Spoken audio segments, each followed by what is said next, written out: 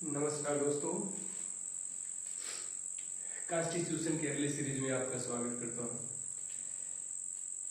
भारतीय संविधान के निर्माण के बाद भारतीय संविधान की विशेषताओं में एक सीरीज तैयार हो चुका है।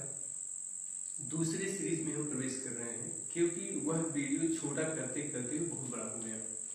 इस वीडियो में हम बताएंगे कि जो फंडामेंटल राइट है, जो डीपीएसपी है, जो फंडामेंटल ड्यूटीज हैं, सिटीजनशिप्स हैं और कोऑपरेटिव फेडरलिज्म है, त्रिस्तरीय सरकार मतलब जैसे केंद्र में, राज्य में और फिर पंचायत और नगर निगम की बात किया जाएगा। इन महत्वपूर्ण 5 मुद्दों पर बात करना है हमको। सबसे पहले हम बात करते हैं भारतीय संविधान की विशेषताओं में। भारतीय संविधान की विशेषताओं के अगला बिंदु जो है आपका फंडामेंटल राइट। फंडामेंटल राइट वो अलग चैप्टर है, परंतु हम विशेषता पढ़ा रहे हैं, इसलिए संविधान की सारी विशेषताओं को बताना अनिवार्य है। एक समेटना है, मेंस में क्वेश्चन आता है तो समेटना पड़ता है। भारतीय संविधान के फंडामेंटल ड्यूटीज में जो सेलिएंट फीचर का जो नेक्स्ट पार्ट है फंडामेंटल राइट या पार्ट, इसका उद्देश्य क्या है फंडामेंटल राइट का? फंडामेंटल राइट जैसा कि सर्वविदित है, फंडामेंटल राइट संविधान के भाग 3 में अनुच्छेद 12 से लेकर के 35 तक दिया गया है। 6 प्रकार के कुल फंडामेंटल राइट है। एक 7वां था, 7वां को हटा दिया गया है, निरसित कर दिया गया है। सबसे पहले देखते हैं इसका पर्पस क्या है। What is the objective of fundamental right? ये मोस्ट इंपॉर्टेंट है क्योंकि एग्जाम में यही आता है। प्री में तो ये सब आ जाता है कि किस अनुच्छेद में क्या है, परंतु मेंस में यही पूछता है पर्पस क्या, व्हाट इज ऑब्जेक्टिव। इससे कैसे भारतीयों के हितों की सुरक्षा, मतलब सिटीजन्स के या बाहर के जो लोग हैं उनकी भी सुरक्षा की बात की जाती है, नागरिक तथा व्यक्ति दोनों की बात की जाती है। तो एक एक करके देखते हैं। सबसे पहले हम देखते हैं इसका ऑब्जेक्टिव क्या है। ऑब्जेक्टिव में देखिए, राजनीतिक लोकतंत्र की भावना को प्रोत्साहित करता है। फंडामेंटल राइट की सहायता से डेमोक्रेसी, इंडिया की democracy is best example of the world, यहां पर क्या है प्रोत्साहित करता है। यह कार्य देखिए, कार्यपालिका विधायिका को मनमाने कानूनों पर रोक लगाता है। आप ऐसा कोई, जैसे कार्यपालिका हो गया, विधायिका हो गया, मनमाना कोई कानून नहीं बना सकता। कुछ भी कानून बना करके किसी को भी, चाहे किसी परिस्थिति में, मतलब ये है कि अगर जैसे किसी कारण से किसी गिरफ्तार कर लिया गया है तो उनको प्रत्यक्षीकरण का अधिकार दिया गया है, बंदी प्रत्यक्षीकरण इसको कहते हैं, हैबियस कॉर्पस। अभी बताते हैं सारा चीज। देखिए, उल्लंघन की स्थिति में इन्हें न्यायालय के माध्यम से लागू कराता है। अगर फंडामेंटल राइट नहीं मिला है तो न्यायालय के माध्यम से उसको लागू करवाया जा सकता है। अगर ऐसा कोई कानून बनता है जो फंडामेंटल राइट का हनन करता है तो उसको भी निरस्त किया जा सकता है। देखिए, अगर फंडामेंटल राइट का हनन होता है तो सीधा सुप्रीम कोर्ट जाने का अधिकार है। डिस्ट्रिक्ट कोर्ट नहीं, हाई कोर्ट नहीं, सीधा सुप्रीम कोर्ट जा सकते हैं। सुप्रीम कोर्ट की शरण जाइए। सुप्रीम कोर्ट जो है पूर्ण रूप से फंडामेंटल राइट को सिक्योर करने की यहाँ पर उसके पास ताकत है। यहाँ देखिए, फंडामेंटल राइट के हनन की स्थिति में सीधे सुप्रीम कोर्ट जाने की अनुमति है। जो अधिकारों की रक्षा के लिए, देखिए 5 प्रकार के रिट की बात की गई है। अनुच्छेद 32 5 प्रकार की रिट की बात की गई है। पहला है बंदी प्रत्यक्षीकरण। इसी पर एक फिल्म आई है, जय भीम, हैबियस कॉर्पस केस पर पूरा फिल्म आधारित है। अच्छी मूवी है, देखिएगा। इसमें देखिए, जो अधिकारों की रक्षा के लिए, ठीक है, पहला है बंदी प्रत्यक्षीकरण, हैबियस कॉर्पस केस, इसी पर पूरा फिल्म बनाई गई है, बंदी प्रत्यक्षीकरण। दोस्तों, ये केवल हम संविधान के फीचर्स बता रहे हैं, नहीं तो एक एक चीज पर बहुत बड़ा डिस्कशन है। बंदी प्रत्यक्षीकरण। दूसरा है मैंडमस, परमादेश। तीसरा है आपका प्रतिषेध, प्रोहिबिशन की बात किया गया है, यहाँ पर प्रोहिबिशन है। इसके बाद है अधिकार प्रेक्षा। अधिकार प्रेक्षा मतलब सर्टियोरेरी, ओके। फिर इसके बाद है उत्प्रेषण, मतलब कोवारंटो, जैसे रिट जारी कर सकता है। ये बड़े इंपॉर्टेंट रिट्स हैं, इस पर हम चर्चा करेंगे एक एक करके। वो अगली सीरीज होगी, फंडामेंटल राइट एक चैप्टर ही होगा जिसमें एक एक चीजों पर मतलब बंदी प्रत्यक्षीकरण का मतलब ये होता है किसी भी व्यक्ति को अगर शक के आधार पर गिरफ्तार कर लिया गया है तो उनको 24 घंटे के अंदर कोर्ट के सामने जो है प्रस्तुत करना पड़ेगा।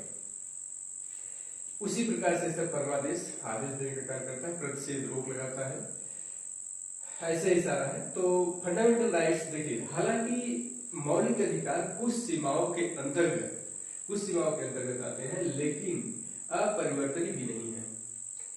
उनकी सीमाएं हैं परंतु अपरिवर्तनीय भी नहीं है। संसद इन्हें संविधान संशोधन के माध्यम से कर सकती है, संविधान संशोधन माध्यम कर सकती है अथवा कटौती कर सकती है।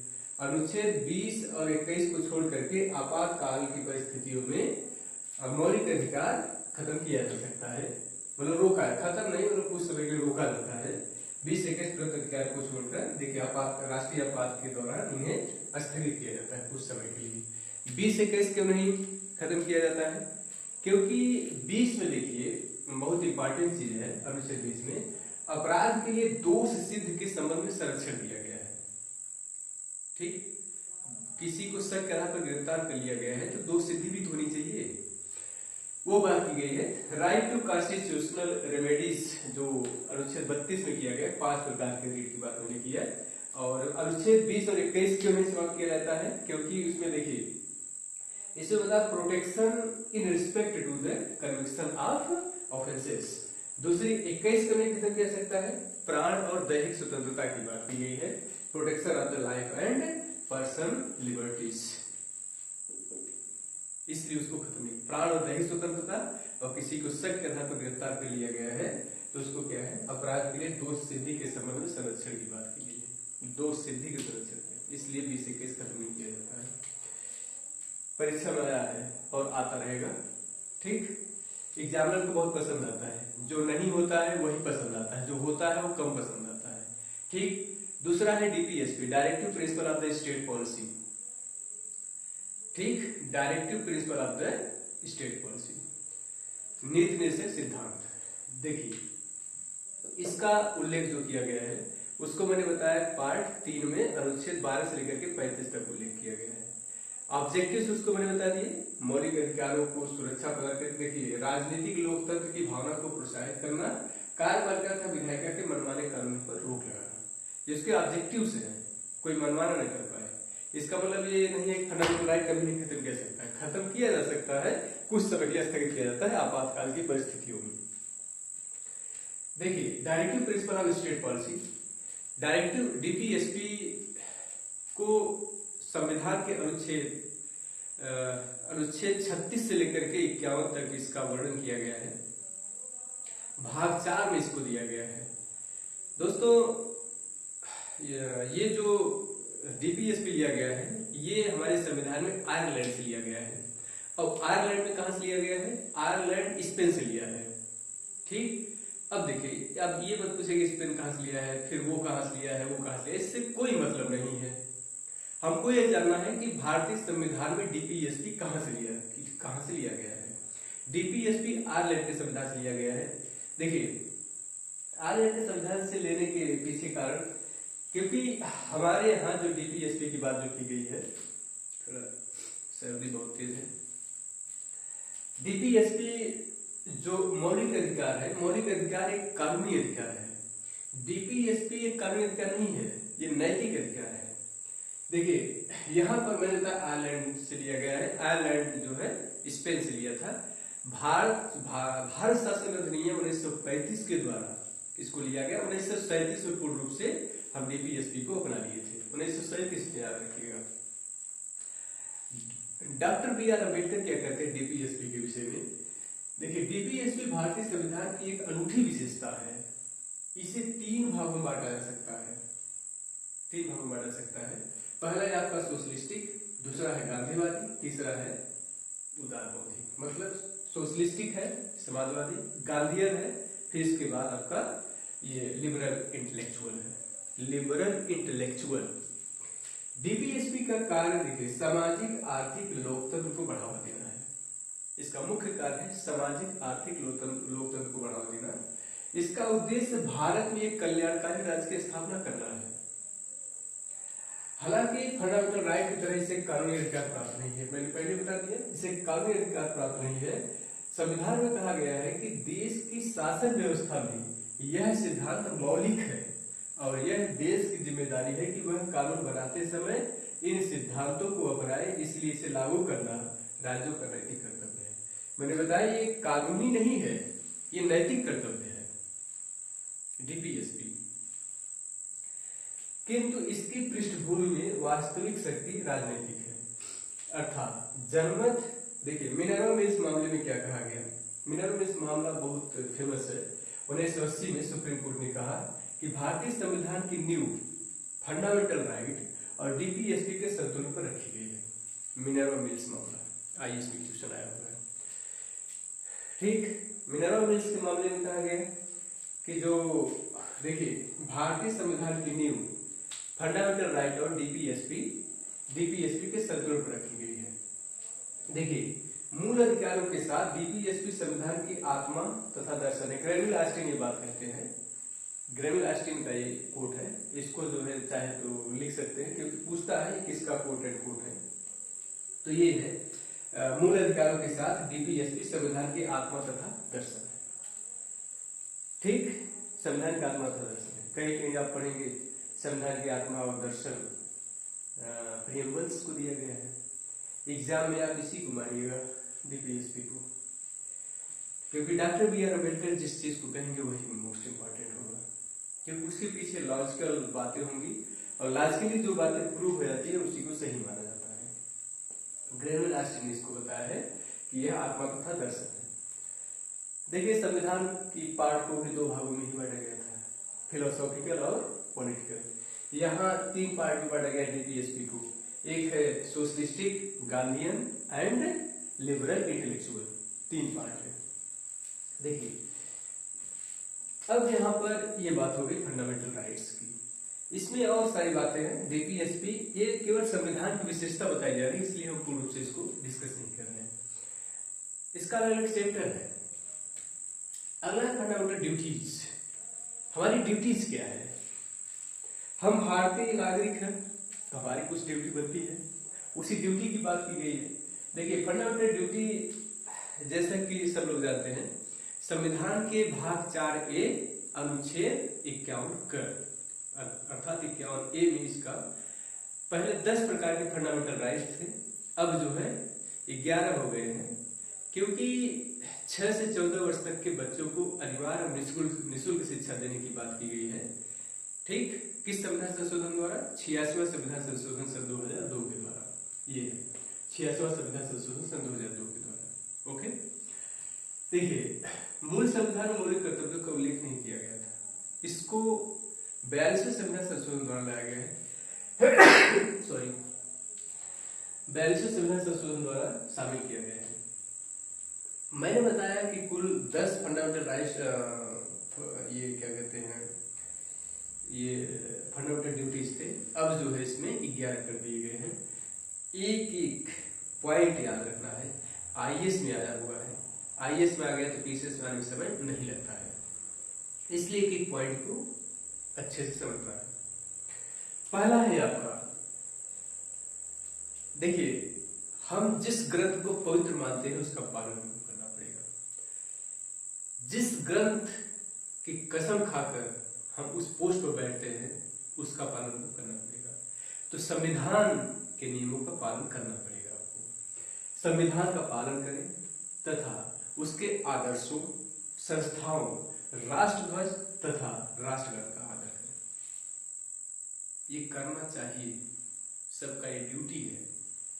राष्ट्रगान कहीं हो रहा है तो खड़े हो जाइए, शाबाश, 52 सेकंड का काम है। फिर इसके बाद आपका राष्ट्र अगर ध्वज है उसका अपमान मत करिए कभी, संविधान का सम्मान करिए, ये पहला पॉइंट है। एक स्टेप बाय स्टेप याद करना है। दूसरा है स्वतंत्रता के लिए हमारे राष्ट्रीय आंदोलनों को प्रेरित करने वाले उच्च आदर्शों को हृदय में संजोए रखें। ये बहुत इंपॉर्टेंट है, हृदय में संजोए रखें और उसका पालन करें। हम हृदय में संजोए हैं कौन जानता है, परंतु जब कोई बात आती है तो हृदय की बात सामने आ ही जाती है। ठीक, तो इसलिए बात हृदय की हो तो दूसरा पॉइंट, अगर संविधान का आदर्शों को मानने की बात हो पहला पॉइंट। तीसरा पॉइंट है, देखिए, भारत की संप्रभुता, एकता और अखंडता को अक्षुण्ण बनाए रखें। तीसरा, भारत की संप्रभुता, एकता और अखंडता को अक्षुण्ण बनाए रखें। ये हो गया आपका तीसरा। चौथा है, देश की रक्षा करें और आवाहन किए जाने पर देश हित में काम करें। अगर कभी जरूरत पड़ी तो देश के हित में काम करने से पीछे मत हटिए। ये है चौथा। पांचवा क्या है, भारत के सभी लोगों में कोई ऊंच नीच नहीं, हम ये हैं, हम फलाना ढिमका पता नहीं क्या क्या। भारत के देखिए सभी लोगों में समरसता तथा समान भ्रातृत्व की भावना, चाहे जो हो।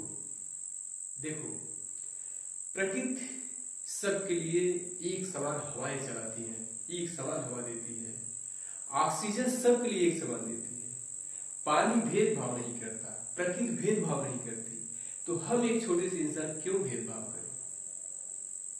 हमारे पास 206 हड्डियां, उनके पास 206 हड्डियां, हमारे पास रक्त, उनके पास रक्त। जिस प्रकार से आपको किसी माँ ने जन्म दिया, उनको भी किसी माँ ने जन्म दिया, आप अलग कैसे हो गए? कोई किसी से अलग नहीं, सब एक समान है। देखिए, यहां पर हम बात कर रहे थे भारत के समय, ये हो गया पांचवा पार्ट। देखिए, पांचवा पार्ट मैंने बताया समान भ्रातृत्व की भावना, वही चीज मैंने बताया, थोड़ा दार्शनिक चीज है, परंतु इसको सबको पालन करना चाहिए। देखिए, ये हो गया। फिर इसके बाद देखिए, भ्रातृत्व भावना का निर्माण करें। धर्म, भाषा और प्रदेश या वर्ग आधारित सभी भेदभाव से परे हो। ऐसी परंपराओं का त्याग करें जो स्त्रियों के सम्मान के विरुद्ध हो। बहुत इंपॉर्टेंट है, ऐसी परंपराओं का त्याग करो जो स्त्रियों के सम्मान के विरुद्ध हो। देखो, सबरीमाला मंदिर जैसे विवाद, तमाम प्रकार के केसेस आते रहते हैं। महिलाओं के ऊपर क्यों अत्याचार? डॉक्टर बाबा साहब भीमराव अंबेडकर ने महिलाओं को इतना सुरक्षा प्रदान किया, फिर भी पूर्ण रूप से लागू नहीं हो पा रहा है। अभी भी बहुत सारे केसेस उत्पीड़न से संबंधित आते रहते हैं। कंपनी एक्ट 2013 में सभी के लिए समान वेतन की बात की गई है, फिर भी महिलाओं को कम, पुरुषों को ज्यादा। महिलाओं को मातृत्व लाभ मिलता है, मदर मैटरनिटी मिलना चाहिए। कोई भी ऐसा काम नहीं करना चाहिए जो महिलाओं के विरुद्ध हो। फंडामेंटल राइट, पांचवा पार्ट याद रखें, एक एक करके। छठा है, हमारी संस्कृति की गौरवशाली परंपरा के महत्व को समझे और उसका परिरक्षण करें। परिरक्षण करें, परीक्षण नहीं होगा, परिरक्षण करें, परिरक्षण। ठीक, हमारी संस्कृति की गौरवशाली परंपरा के महत्व को समझे और उसका परिरक्षण करें। संस्कृति, देखिए, समाज से संस्कृति का विकास होता है। पहले एक सोसाइटी डेवलप होती है, उस सोसाइटी में एक कल्चर डेवलप होता है, उसको सुरक्षा प्रदान करना जरूरी है। किसी का कल्चर खराब नहीं है, केवल आपके देखने का नजरिया खराब है। प्राकृतिक पर्यावरण, सातवां पॉइंट है। प्राकृतिक पर्यावरण आईएएस में आया था। प्राकृतिक पर्यावरण की जिसके अंतर्गत वन, झील, नदी और वन्य जीव आते हैं की रक्षा तथा संवर्धन करें। यहाँ की जोड़ दीजिए, की रक्षा तथा संवर्धन करें तथा प्राणी मात्र के प्रति दया का भाव रखें। तथागत बुद्ध कहते हैं सभी जीव जीना चाहते हैं, सभी जीव जीना चाहते हैं। अब भाई सभी जीव जीना चाहते हैं तो इकोसिस्टम को भी मेंटेन करना है। पारिस्थितिक तंत्र मेंटेन नहीं होगा तो भी दिक्कत है। तो प्राणी मात्र के प्रति दया का भाव रखना चाहिए। यहां पर ये हो गया प्राकृतिक पर्यावरण, वन्य जीव का संरक्षण, ये सब बात की गई है। सातवां पॉइंट। आठवें पॉइंट की बात करते हैं, वैज्ञानिक दृष्टिकोण की बात है। यही आया था आईएएस में। उल्टा सीधा हो जाता है, आगे पीछे हो जाता है। एक एक करके पूछा था। वैज्ञानिक दृष्टिकोण, मानववाद और ज्ञानार्जन। वैज्ञानिक दृष्टिकोण, मानववाद और ज्ञानार्जन तथा सुधार की भावना का विकास करें। वैज्ञानिक दृष्टिकोण अपनाना चाहिए, अंधों की तरह नहीं चलना चाहिए। चलो कावड़ ढूंढना है तो सब एक साथ चलो। वैज्ञानिक दृष्टिकोण अपनाइए। क्यों ऐसा क्यों? देखो, तार्किक हो, पहले तर्क करो, जानो तब मानो, ये नहीं केवल मानो। यही है वैज्ञानिक दृष्टिकोण, फंडामेंटल ड्यूटीज में दिया गया है। 9वां पॉइंट है सार्वजनिक संपत्ति को सुरक्षा प्रदान करना बहुत जरूरी है। दोस्तों, हमारे यहाँ हमारे संस्थान में, सरकारी संस्थान है, कभी टोटी उखाड़ ले जाते हैं नहीं रहने पर, कभी कुछ उखाड़ ले जाते हैं, तो सुरक्षा प्रदान करना प्रत्येक नागरिक का कर्तव्य है। ठीक, कभी दरवाजे उखाड़ ले जाते हैं। देखिए, सार्वजनिक संपत्ति को सुरक्षित रखें और हिंसा से दूर रहें। ये है 9वां पॉइंट। सार्वजनिक संपत्ति को सुरक्षित रखें, हिंसा से दूर रहें। एक दर्शन है, भारतीय संविधान एक दर्शन है। क्या खूबसूरती है, क्या छोड़ा गया है, सब कुछ है इसमें। देखिए, दर्शन की बात हम कर रहे हैं। व्यक्तिगत तथा सामूहिक गतिविधियों के सभी क्षेत्रों, उत्कर्ष की बढ़ने पर सतत प्रयास करें। बहुत जरूरी है, आगे बढ़ना बहुत जरूरी है, जिससे राष्ट्र निरंतर बढ़ते हुए प्रगति और उपलब्धि की नई ऊंचाई को छू सके। ठीक, व्यक्तिगत तथा सामूहिक गतिविधियों को सभी क्षेत्रों में उत्कर्ष की ओर बढ़ना चाहिए, सदैव विकास करना चाहिए। 10वां पॉइंट है। ये 10 पहले फंडामेंटल ड्यूटीज थे। फिर बाद में एक और जोड़ा गया, 86वां संविधान संशोधन सन 2002 में 6 से 14 वर्ष तक के सभी बच्चों को अनिवार्य और निःशुल्क शिक्षा दिया जाना। हम लोग करते हैं ऐसा, मैं करता हूं। यहां पर ये है, ठीक, 6 से 14 वर्ष तक के बच्चों को निःशुल्क और अनिवार्य शिक्षा उपलब्ध कराना। ये हो गया। अब देखिए, लगभग हम 15 बिंदुओं पर चर्चा कर चुके हैं। 16वें बिंदु पर अगर हम जाए तो 3 टायर गवर्नमेंट की बात हम कर रहे हैं, त्रिस्तरीय सरकार। जैसे केंद्र में केंद्र सरकार होती है, पीएम, वैसे राज्य में राज्य सरकार होती है, जिसको हम सीएम कहते हैं, चीफ मिनिस्टर। वैसे ही लोकल स्तर पर एक सरकार होनी चाहिए, जिसको हम पंचायत कहते हैं। जब पंचायत बनी तो म्यूनिसिपैलिटीज कहाँ इससे दूर रहेंगी। म्यूनिसिपैलिटीज कहेंगी हमको भी चाहिए, तो यही बात यहाँ की गई है। देखिए, मूल संविधान में द्विस्तरीय सरकार की व्यवस्था थी, लेकिन 73rd and 74th constitution amendment in 1992 में 11वीं तथा 12वीं अनुसूची जोड़ी गई। भाग, देखिए, 11वीं और 12वीं अनुसूची जोड़ी गई।